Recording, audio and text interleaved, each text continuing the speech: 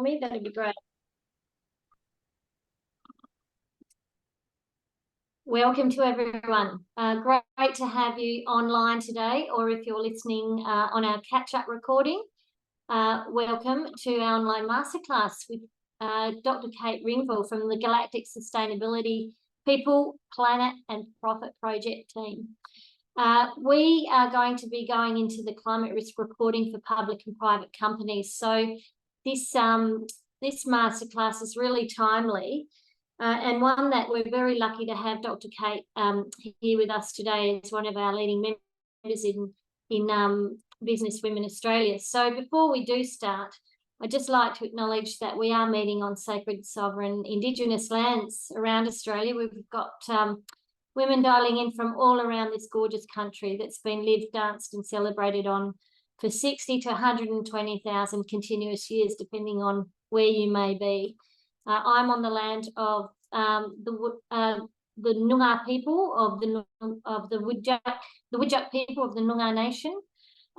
Particularly this week we celebrate NAIDOC, so it's a great week for Aboriginal people and for those of us who really do appreciate and respect and feel part of this wonderful country that they've looked after with us now since we've been here as colonisers. So I'd just like to celebrate the Indigenous sisters in business around our community and to pay respects to Indigenous elders, past, present and those that are emerging. And we have a great cohort of Indigenous leaders in our own community. So shout out to you guys in NAIDOC week.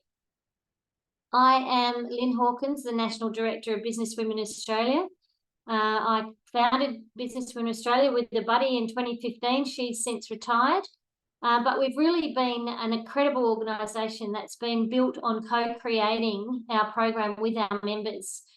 So if there's things that you would like to see happen with Business Women Australia, we are very keen to hear ideas. We've continually evolved and adapted, but really around that key message around fostering the success and personal growth of women across the board, whether you're a business owner, an entrepreneur, whether or not you're a director, an executive, a manager, a supervisor, a team player, a professional, a consultant, whoever you are welcome in Business Women Australia. And we are thinking about actually having another membership, which we'll probably launch next year, a Champion of Change membership for anyone who does not identify as a woman. Who would like to be involved. So 5 areas of development that we focus on are, of course, the leadership piece, leading self and leading others, business improvement. Personal growth has been a really big one that's sort of come up as a key component in our development work over the last 2 or 3 years, to be honest. Influence and profile, connecting is always important. Plus, obviously, keeping up to date with things like climate risk reporting. So, for those of you who are not members, we always love you to consider joining. There's no pressure. You're always welcome to come ad hoc to any of our events as a non-member. But if you are interested in joining, there are 2 types of memberships, Classic Connectors and Premium Leaders. All our members get to have check-in planning sessions with the leadership team, either with me or with others within our team, and our premium leaders get 4 strategy sessions, and they are the sorts of times we carve out what sort of masterminds, what sort of podcasts, what sort of events are going to serve you and serve our members. So that's how we have this co-design model. You can catch up on yesterday's podcast on your favourite podcast channel, whether it's Spotify, YouTube, or find it on our website. Yesterday I had a fantastic chat with Leslie Kay.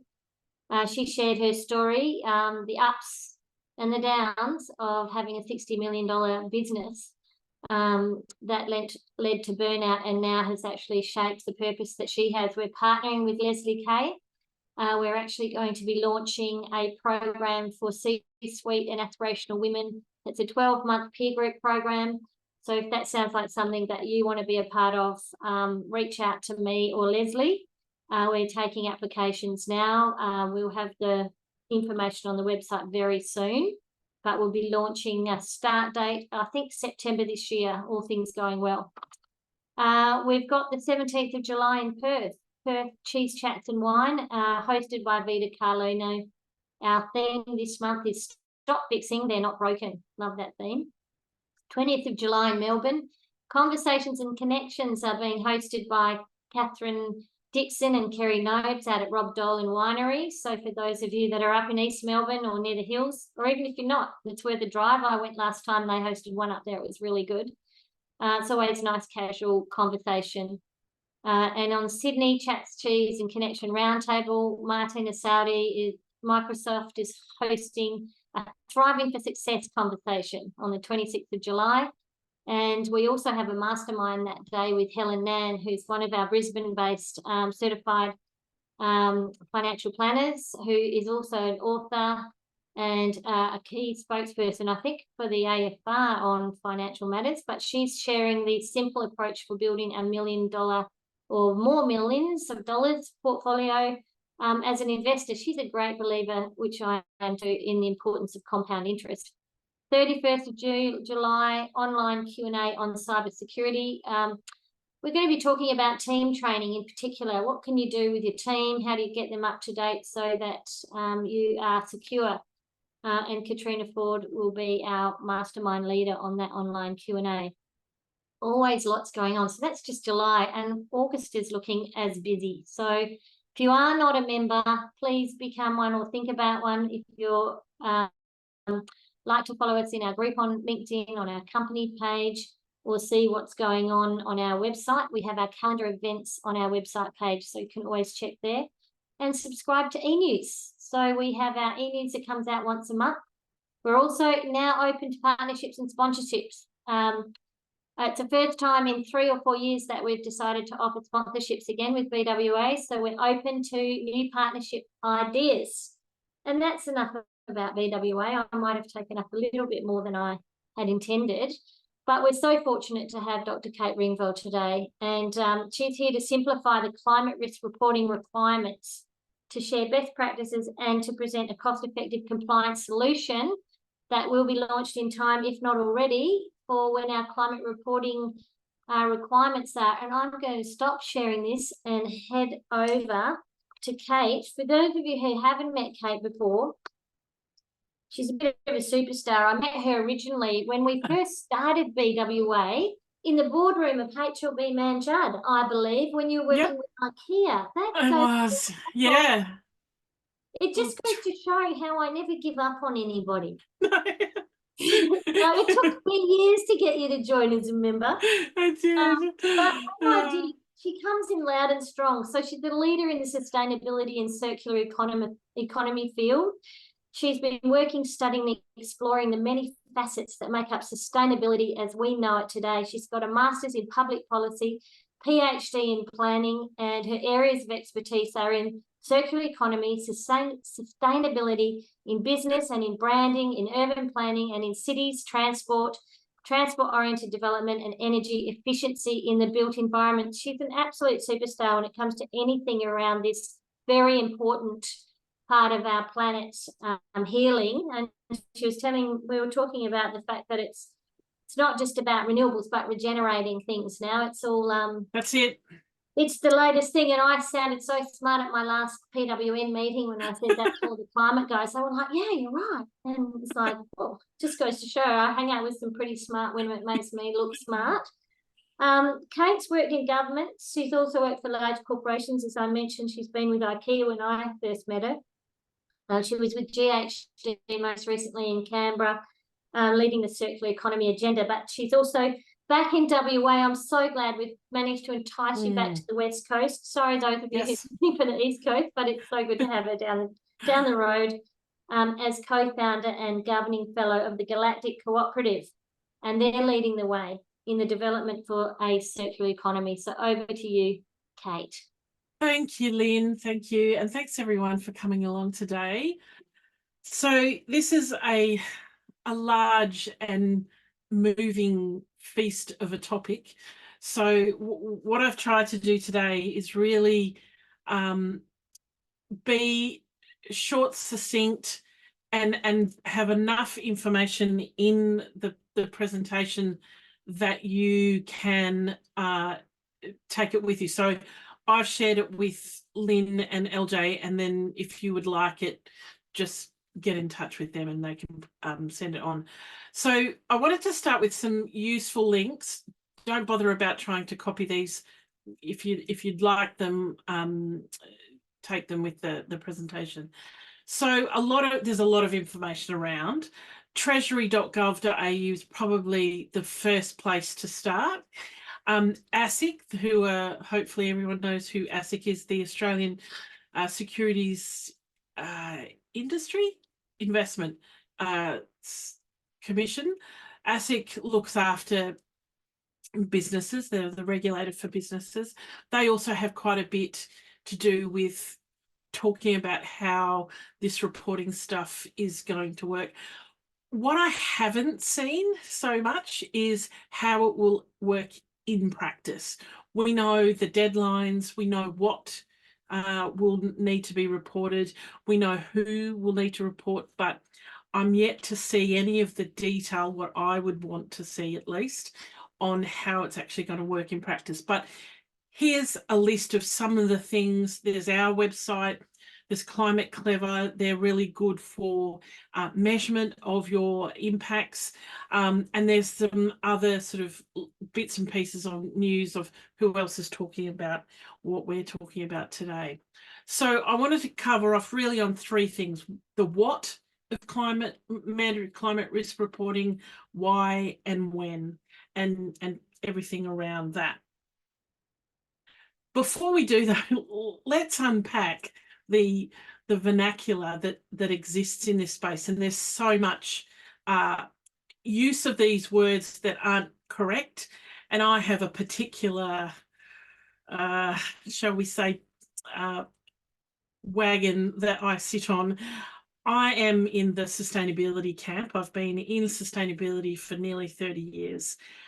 Other terms such as ESG and CSR are just made up terms that the investment and the business sector have made because they, for whatever reason, didn't like sustainability.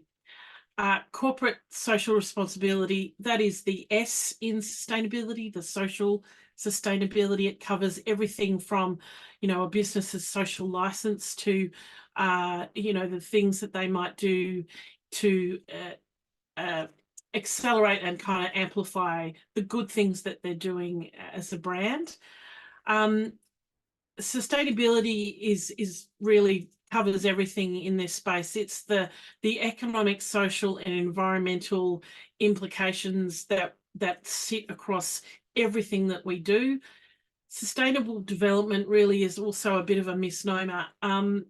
Originally in this space, it was everything was mentioned, was talked about, it was sustainable development.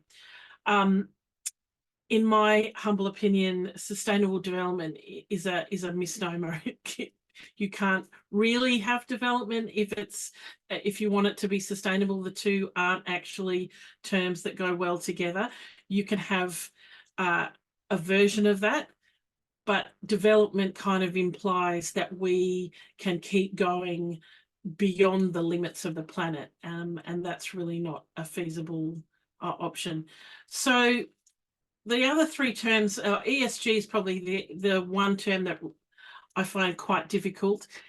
Environment, social and governance, again, that is what sustainability is. It's part of the sort of terms that businesses are using now to describe the things that they need to report on.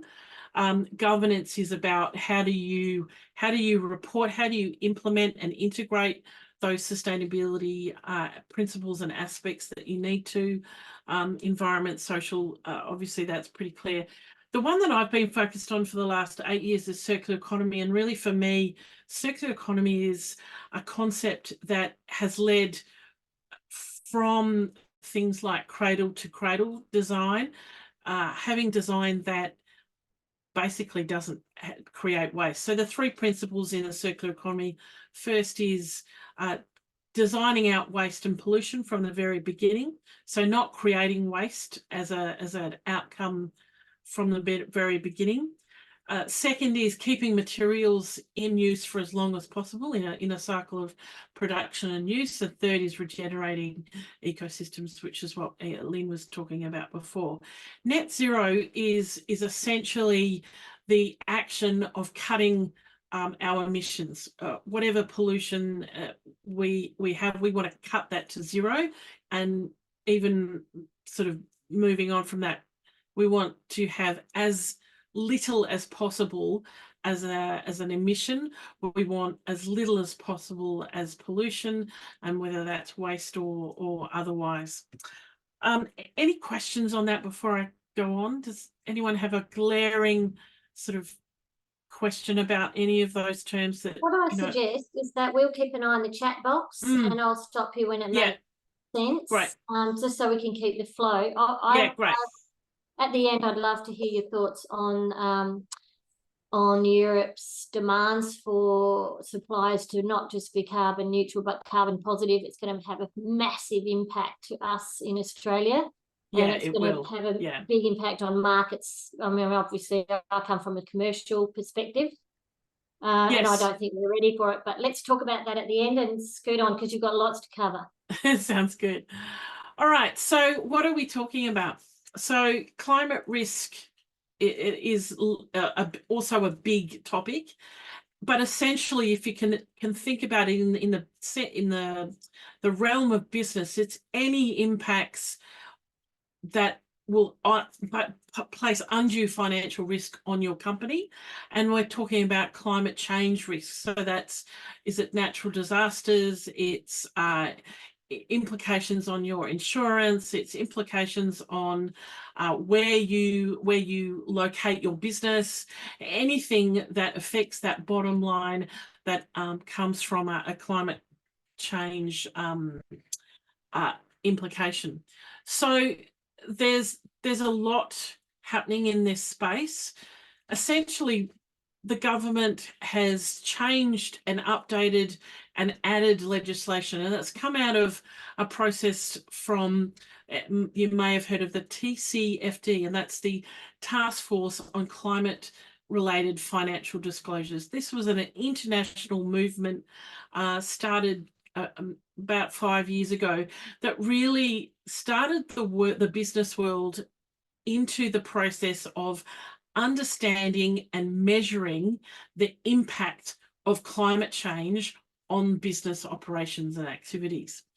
And governments across the world have started to apply the suggestions from that TCFD process. And really, this is what we're kind of sitting with now. So there's been a number of changes and amendments. I've put that on the right-hand side. You can follow that up later, but essentially the timeline and who it will cover is covered off in this table, and this is coming from the policy, the link in the first or second slide that I gave you from Treasury. It's come from that document. So there's three groups essentially. The first one, Group 1, the biggest organisations and businesses in Australia, they'll be reporting on NGER, which is the National Greenhouse and Energy Reporting. They'll be 500 people or more as employees, and as far as your revenue or your consolidated assets, it's well and truly above that 500 million or 1 billion criteria level. So what they're after is businesses that meet at least two of those three criteria will be included in Group 1, and they'll start reporting from now. And most of those businesses will already have had notice of this in the last year. Most of those businesses already have very significant sustainability teams because they're already reporting on the NGER, and the NGER kind of obligations include, measuring all of your emissions, so all of your greenhouse gases, and having some kind of governance framework around that to report that in your annual reports. So they are well placed to already be ready to go. Group 2, probably also to a certain extent, some of them will be reporting to ENGA, so they'll already have that kind of emissions reporting framework in place. They'll be a little bit smaller. Group 3 is obviously, they're not reporting to ENGA, but they may still be fairly large organisations with, you know, not as big, but a big enough either revenue or consolidated assets to be captured in this reporting schedule. What I wanted to talk about today was the group that isn't covered, strictly speaking, in these group 3. For small to medium businesses and micro small businesses, it looks like you don't have to report, and technically you don't. Where, however, your reporting as an SME may come into account is when we're looking at scope 3 reporting. And I apologize for the wordy slide, but this will mean that you can refer back to it. So scope 1, 2, and 3 are groups of emissions. Scope 1 and 2 is really all the emissions that your business emits and creates that you have control of.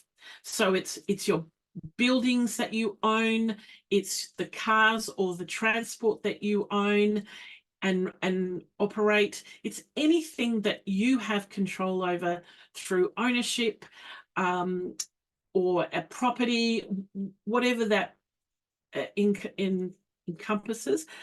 Scope 3 is anything pretty much that you don't have control over. It's everything in your supply chain.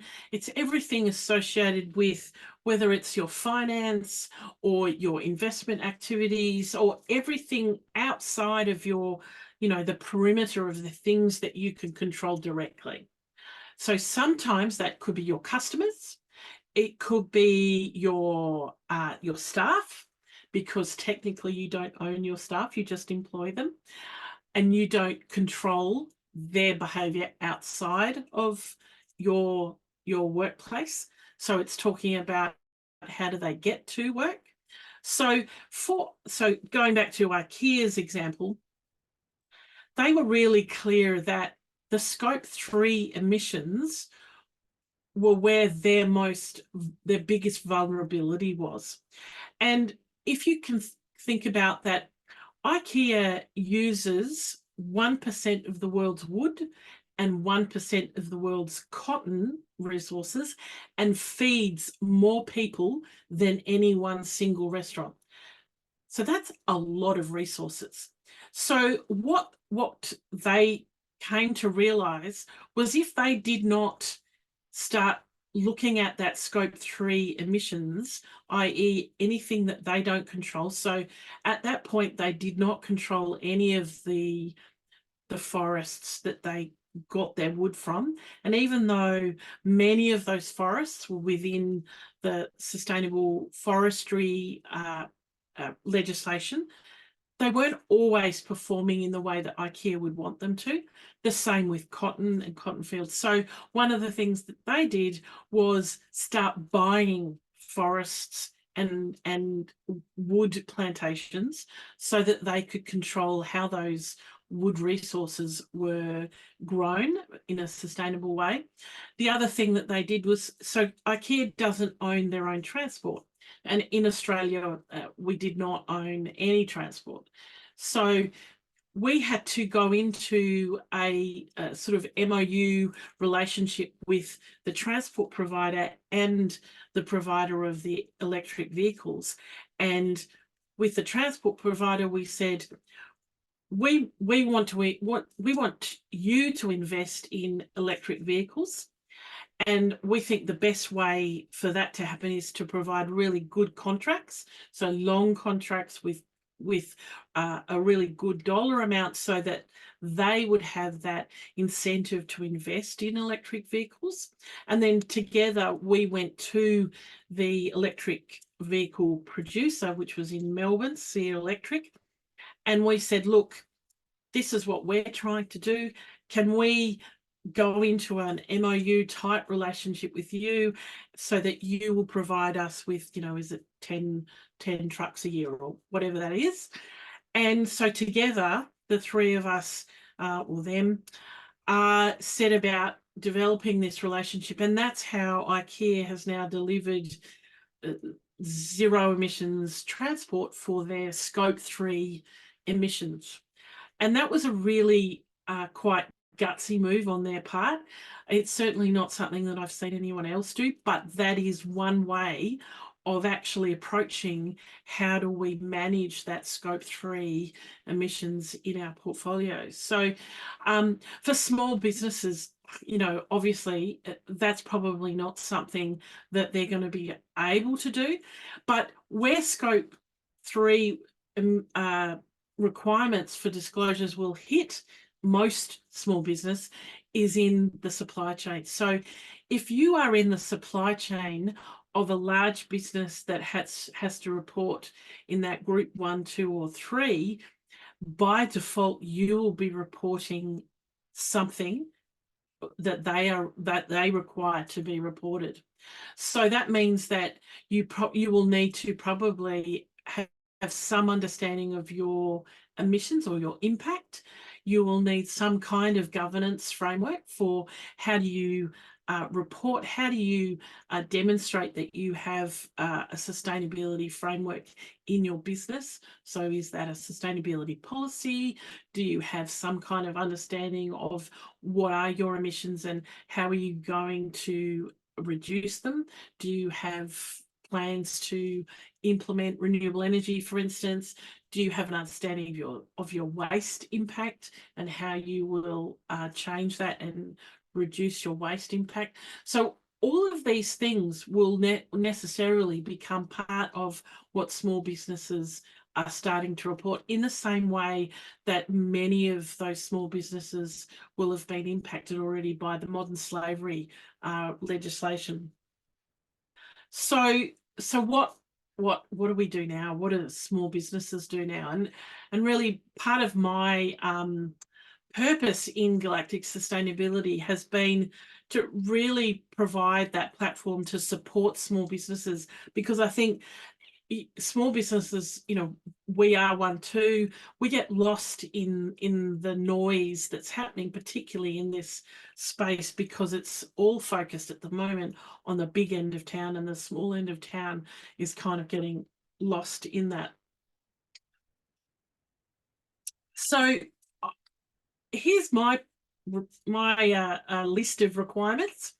I think you need to start with working out what your impact is. Now, if you're a small, you know, you're an online business, you don't have an actual, you know, physical workplace. All of your staff are remote. You're not doing anything that relates to transport or, you know, anything physical, then your impact is probably going to be small, but you still have to actually understand what that is. And I've suggested linking to Climate Clever. They're the best, WA's best, or Australia's best platform to measure your impact. It's pretty cheap. You can do it on integrated into your, you know, normal business activities. Once you've worked out what your impact actually is and what your emissions are, then you need to set about actually developing and integrating a sustainability framework. And what I mean by that is in concert with your business strategy, the sort of strategic direction that you develop each year, you need also to include a sustainability policy, then some kind of strategy to implement what you've said you will do in your sustainability policy. You might need a renewable energy policy so that you can demonstrate to your supply chain that that's part of your requirements and your intentions.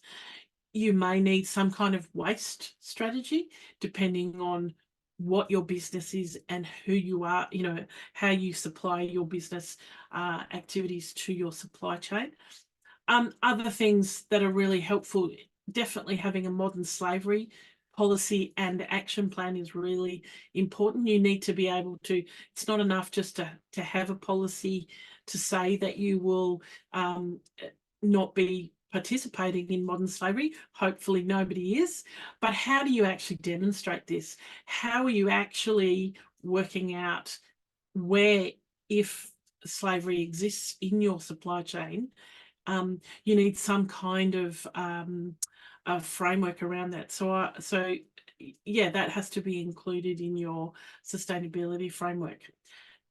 There's lots of other things you could, maybe it's electric vehicles, and that's part of your renewable energy policy and strategy. Implementing that, having all of the frameworks around and the strategy around how do you implement that, how do you invest in that. Also understanding, where are your finances invested? Do you have an understanding of where your money is going and what it's actually doing? And are you okay with that? So you really need to understand all of those things. You also need to be able to, yes, plan to implement and reduce those emissions and impacts, but then you need to be able to report them. So do you have some kind of reporting mechanism? Is it an annual report? Is it a sustainability report? Whatever it is, you need to be able to report it, because that's the thing that you will share back to your supply chain and demonstrate your progress. But also, it's a really important brand sharing, a sustainability good news piece. So it's really important to have that very clear as part of your brand awareness in your supply chain and with your customers. And I guess also, one of the things that I think is really important, and that IKEA also felt was really important, was supporting your supply chain to do the same. So the reason that IKEA went to their transport providers and said, look, this is what we want to do, can we support you to do that, was because the transport provider probably would never have been able to do that on their own, not in a reasonable timeline, and certainly not without support. And at that time that IKEA was doing that, there was no support. I don't think there really is still much in the way of support for electric vehicles, but in the absence of that, they felt that making sure that they were supporting their supply chain to work with them made the difference. And I think it really has. It means that now, come 2025, IKEA will be zero emissions for anything that goes by wheels in Australia, and probably worldwide as well. That is actually raising the question too. Most of the 20 women who've registered for this call, and those that I've been chatting to in the lead up to this event, are on boards of smaller publicly listed companies or private companies that are meet this criteria. And there is obviously the possibility that they could influence up the line, like quite a few of our, particularly on the West Coast and in Queensland, a lot of the companies are mining service related companies. And they are providing services to large corporate, massive corporate that'll be in that stream one. Yeah, group one. Yeah, that's right. And I guess when I'm saying, small to medium enterprises, I'm really also talking about boards, because they kind of act is sort of in that independent role as well.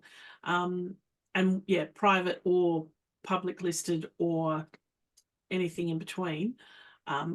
If you're in a supply chain of a large organisation that will be reporting, you will eventually be required, if you want to continue doing business with that company, you will be required to report in some way, in the same way that the modern slavery legislation has captured a whole bunch of, very small organisations.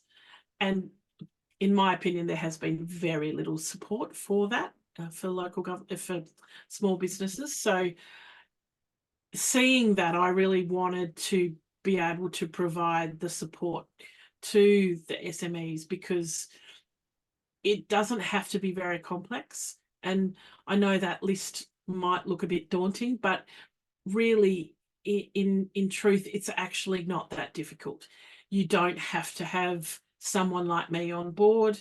One of the things that we've been working on at Galactic has been developing this sort of online portal, and you'll see when you go to the website, we have an online portal. There's templates, digital templates that you can download that have, there's a sustainability policy, there's an energy policy, whatever you want. And then it means then you've got the structure and the skeleton of what you need as far as your framework. And you can then add your logo, add your own words, whatever. And you can also purchase some time with me to help you implement that. And we're working with organisations now that are not-for-profits as well, and they have boards who will also use these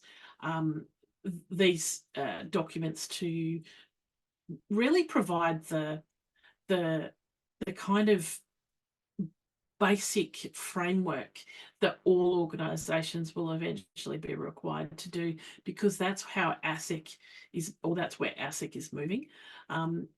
Last year really was a big year for ASIC to start talking about, look, we're not just requiring businesses to be, responsible with their employees, making sure that they're creating safe workplaces, and also making sure that your fiduciary responsibilities from a financial and corporate perspective are up to date and forward. But we're also requiring you as a business, whether you're large, small, or otherwise, whether you're reporting or not, you need to demonstrate that you understand what your climate risk is, because there now is this large insurance implication on many businesses for some of the implications and some of the effects of climate change, and you need to be across that. So is it your financial frameworks that need some tidying up? Are you investing in things that probably have a climate risk? You need to be ahead of the game. Where you're warehousing, where is that? Are they in locations that are at risk of natural disasters that will have an implication on your bottom line? You need to be understanding what that looks like, and you need to be ahead of the game rather than trying to fix that after it's already happened. So there's my details. Please get in contact if you want some time just to chat about your particular business. Happy to chat about that anytime. Lynn also will share the presentation. I think we're ready for questions, Lynn. I wanted to leave it there because there's a lot. Sheila's popped a question in the chat box there. Sheila, Right. did you want to share that question?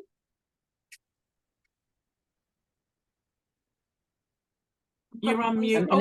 Yep, I'm in a bit of a noisy background, so let me know if that's distracting. But at the front end of your presentation, I'm pretty much on the same wagon as you, because I totally am focused on sustainability, but I never really thought about the distraction and ambiguity that the ESG and the CSR language and acronyms have created in understanding of sustainability. Yeah. It starts blurring the lines. It totally does. Yeah, it does. But while, and I do think it's distracting when we're trying to educate people, but I also see it as a total sign of tangible progress in corporate and public sector accountability, like whatever they freaking want to call it. Yeah, that's right. Totally. It's just Absolutely. A matter of, yeah. like you're an expert, so I'd really be interested if I am talking to them, trying to get a gauge if it's even on their radar this year, not to spook them, but saying it's coming. And that's the problem. Is the lead terminology is ESG? Because I feel like that's more of the umbrella. Because CSR totally. is like, that encompasses so many things. Whereas, would you say that ESG is probably the more known? Pretty much. Yeah, pretty much. Just curious. Yeah, it is. Because I am trying to drive it and their awareness and a bit of spook, like it's coming, you better be ready. But, you know, I feel like it's been like, if you say sustainability, it's really, what about the nod to the 17 United Nations? Absolutely. You know, where are the like, SDGs in that? Yeah, totally. Yeah. Really good point, Sheila. Yeah, look, yeah. It is all sustainability. I don't know if that was a real question, but I just wanted to say, what's the next best? Yeah, if it's not sustainability, where would you go next? What would you hang your hat on? Look, really and truly, it doesn't matter what we call it, ultimately, as long as everyone is on board. That's really what we need. If you're going to call it ESG, fine, you do that. It's still sustainability. I think the thing about ESG that I find it's missing is the economic piece. No one's talking about the economics, the sustainable aspects of economics. And I'm talking about, it's not just where your money is being invested, and that's really important, but it's also understanding that if businesses were actually meeting the full cost from an environmental, social, and economic perspective of their activities, 90% of those businesses would not be viable. And that's a stat that we know now. And when you think about that, I don't think ESG as a term really captures that. It certainly doesn't capture the intent of sustainability, which is all about understanding, yes, it's the SDGs, the Sustainable Development Goals, but sustainability really says we have these three aspects: social, economic, and environment. We as society have created this economy, but both of those aspects sit within the environment that has limits. We can't go past them. Go ahead. Okay, on that, and I don't know if I'm following you with the economic, void or misrepresentation, but I heard recently that there's actually there's some banks that are giving special rates to those that are building a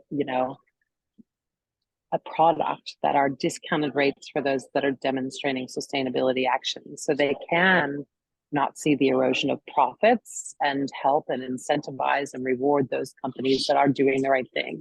Is that something you've heard about? And do you think they're even active in the marketplace? Yeah, I have heard it in the building property area, and I think it's good. I think I mean that goes to the piece about the right price signals in the market. If the market is seeing the right price signals to deter the behaviours that we don't want, that's a good thing. And up till now, that hasn't been the case. We haven't seen the kinds of price signals. A lack of a price on carbon, for instance, means that it's all skewed. There is no kind of, there's no deterrent to stay away from something that's carbon intensive, because it has a cost, an environmental, social, and economic cost. The only reason that we're still working with coal is because it's been subsidised. Ultimately, if there was no subsidy, implicit or otherwise, we would not be using coal because it would not be viable. The only reason that we're not going down the nuclear avenue is because it doesn't make economic sense. Even aside from the environmental aspects, it doesn't make sense. So if we had that happening, I think, and I think we'll get to a place where we will have to, going back to Lynn's point of the changes that we're seeing in Europe, that will mean that Australia will have to go and be joining that.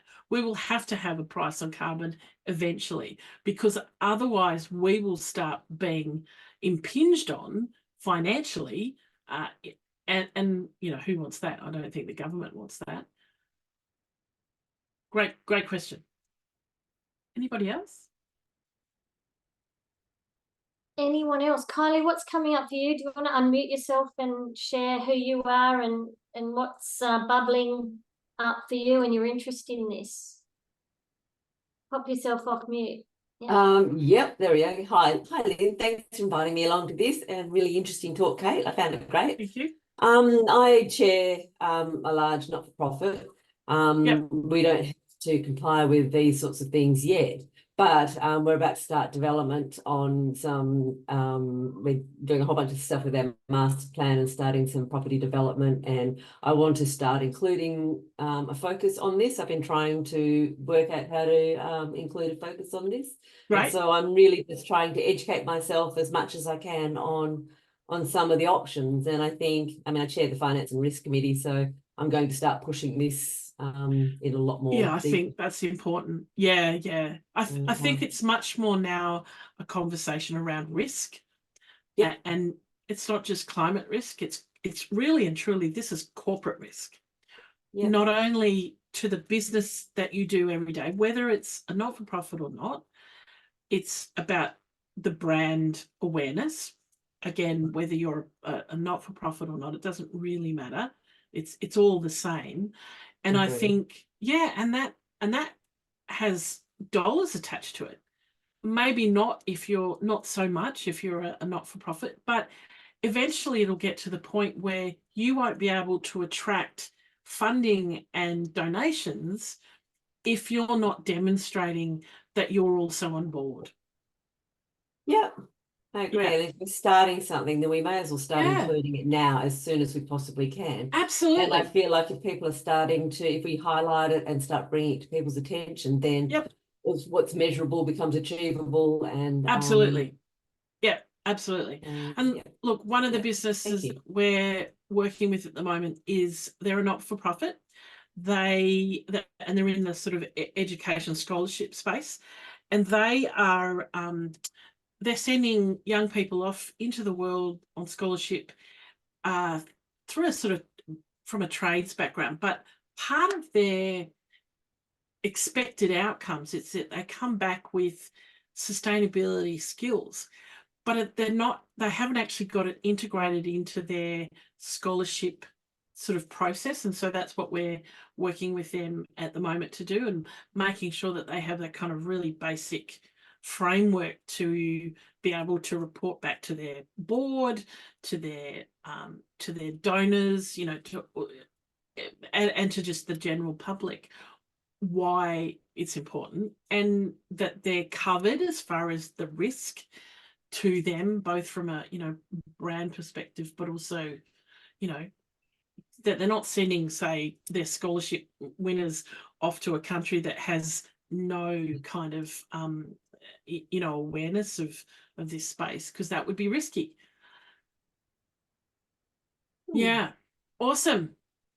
Anybody else? That's so interesting. And so obviously it's in terms of next steps, obviously getting prepared, getting the conversations, starting to track what our costs are from a carbon perspective. Yep. You know, really, if we haven't got this on our agendas right now, we need to have it on. That's where you're at. Yeah, pretty much. Yeah. I mean, I think businesses really need to, particularly small business, need to be ahead of the curve, not chasing their tail. You know, you don't want to be at the last minute where, you know, one of your major supply chain businesses have said, oh, we've got a report next month and we need you to have a whatever, and you're going to try and do that in a month. Sure, you could go and make something up on ChatGPT, but that won't actually really meet the requirements. It'll be, you know, some dodgy thing that you've created from ChatGPT. I would recommend that myself, but you just need to be, I think it's really important for small businesses to save the stress and the time and the money to be ahead of the curve, to be ready to go, to understand what their risks are, and to be really aware. It's not just about having the framework ready to go, but really understanding, where are your risks? Is it, in the location of your warehouse? Are you located in a place where, you're going to get floods every year? That's probably an issue. Has it already impacted your warehousing? Transport. Are you relying on trucks that use a lot of fuel? That's probably going to come back and bite you in the end, because fuel prices will be rising. I could keep going. Is it? There's so much. There's so much. Yeah.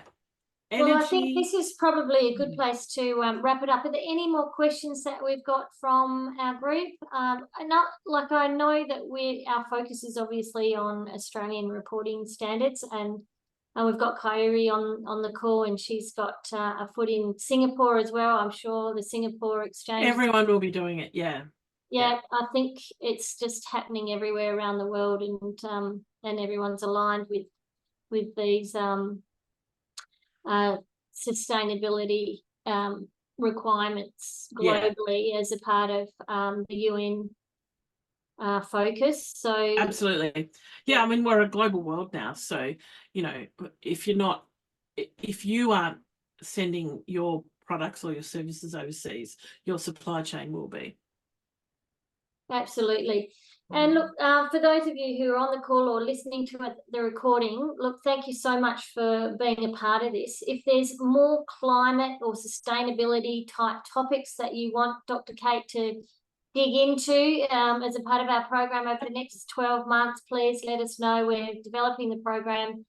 We've got July, August, September underway. We're looking at Q1 for next year as well. So we're very keen on any topics or anything you'd like us to unpack with Kate. So shout out, let us